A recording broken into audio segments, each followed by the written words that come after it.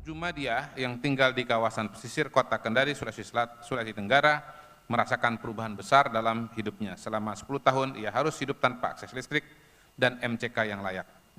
Jumadiyah hanya bisa mandi seadanya di depan dapur rumahnya, sementara kegiatan yang lain terpaksa dilakukan di laut. Sehari-hari Jumadiyah bekerja sebagai penjual gorengan untuk menopang kebutuhan keluarga setelah suaminya menderita stroke selama 10 tahun terakhir.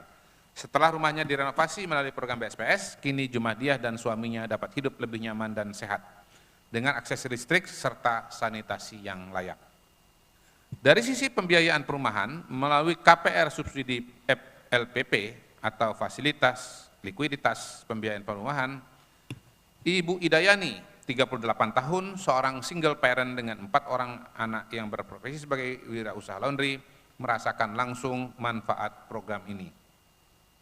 Sebelumnya tinggal mengontrak, kini ia berhasil memiliki rumah sekaligus membuka usaha di perumahan Polinesia, Desa Wajipolat, Kecamatan Labu Api, Kabupaten Lombok Barat, Provinsi NTB. Ia memilih FLPP karena cicilannya dinilai terjangkau bagi masyarakat berpenghasilan kecil. Dengan cicilan yang ringan, Ibu Idayani kini mampu menyekolahkan keempat anaknya sekaligus mencicil rumah dengan tenang. Sementara itu, dari sisi pembiayaan UMKM sektor perumahan, kredit program perumahan atau KPP turut memberikan dampak nyata untuk Bapak Ketut Suwija, pelaku usaha di bidang kos-kosan dan properti. Ia memanfaatkan KPP untuk merenovasi unit kos-kosannya. Ketut mengaku proses pengajuan KPP sangat mudah. Dana KPP rencananya akan digunakan untuk renovasi kos-kosan guna meningkatkan harga sewa. Dan ia menyampaikan rasa terima kasih kepada pemerintah atas kemudahan akses pembiayaan melalui program ini.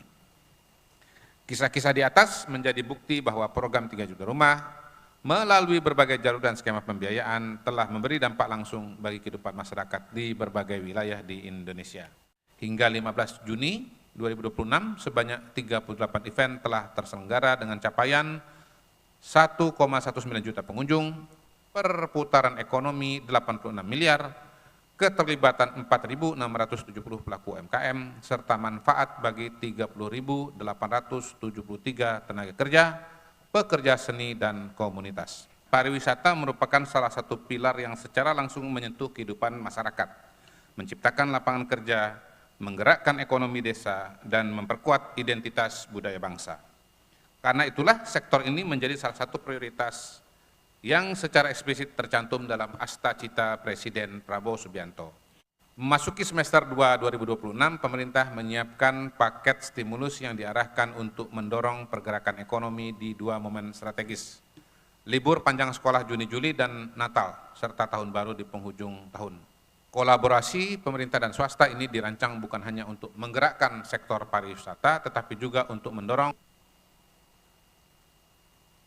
luas, memperkuat retail, memberdayakan pelaku UMKM, dan memperluas pengalaman wisata keluarga di dalam negeri. Supaya indeks pertanaman setahun bisa yang selama ini 2 kali, malah harus bisa 3 kali. Yang sekali harus tanam 2 kali. Jadi intensitas tanam dalam setahun, lahan sama, tapi nanamnya beberapa kali. Di saat musim kemarau, kering begini, pencahayaan fotosintesis matahari itu cukup. Sehingga apa? Produktivitasnya tinggi, gabai mentes, harganya bagus. Jadi kesempatan yang baik untuk memproduksi dan meningkatkan produksi di saat tantangan-tantangan di berbagai informasi yang ada, kesempatan menjadi peluang yang baik untuk memproduksi karena proses fotosintesis bagus, produktivitas akan mentes dan kondisi harga bagus. Kekuatan utama di mana ditanyakan kalau antisipasi dan adaptasi ini, kekuatannya di sistem perpompaan, kemudian sistem irigasi, air-air untuk diambil baik dari dalam tanah maupun dari air-air embung, waduk, dan sungai-sungai yang ada. Dan kami sudah kerjasama dengan PLN, kemudian juga dengan timnya Bu Anggi, ESDM. Pangan bukan sekedar kebutuhan dasar, tetapi merupakan hal-hal strategis yang menentukan keberlangsungan hidup mati bangsa. Oleh karena itu, menjaga pangan adalah menjadi prioritas utama untuk menjaga kedaulatan dan masa depan negara. Kita lakukan mapping daerah-daerah langganan kekeringan yang selama ini kering, 5-10 tahun terakhir kekeringan, kita deteksi, kita lakukan langkah-langkah early warning system.